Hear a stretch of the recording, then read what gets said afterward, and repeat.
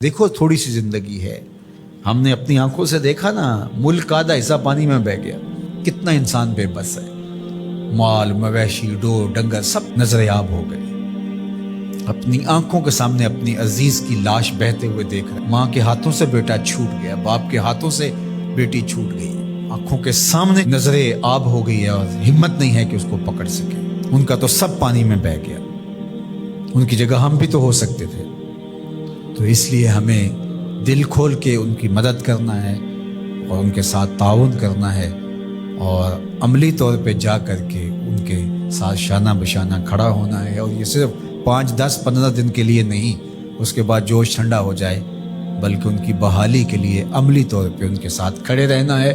تاکہ وہ اپنے پاؤں پہ کھڑے ہو جائیں، اور اللہ سے معافی مانگنی کہ اللہ ہم آزمائشوں کو ابتلاؤں کو برداشت نہیں کر پاتے، ہم کمزور ہیں،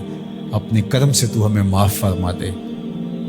ان سیلابوں کا، ان طوفانوں کا، ان آندھیوں اور زلزلوں کا ہم مقابلہ نہیں کر پاتے، ہم کمزور ہیں، اللہ تو قوی ہے، طاقتور ہے، اپنے کرم سے ہمیں معاف فرما دے، تجھے واسطہ تیرے رسول کی چادر رحمت کا ہم سے درگزر فرما، اور اس افتاد کو، اس تکلیف دے مرحلے کو مختصر سے مختصر فرما دے، اور میرے وطن کی خیر فرما، اور اس موقع پر جو تنظیمات، جو شخصیات، جو افراد، جو ادارے، پاک فوج سے لے کر نیچے تک جتنے بھی ادارے مجبوروں، ان لاچاروں اور سیلاب میں بہتے ہوئے لوگوں کے ساتھ کھڑے ہیں، اللہ تعالیٰ سب کو جزائے جزیل عطا فرمائے،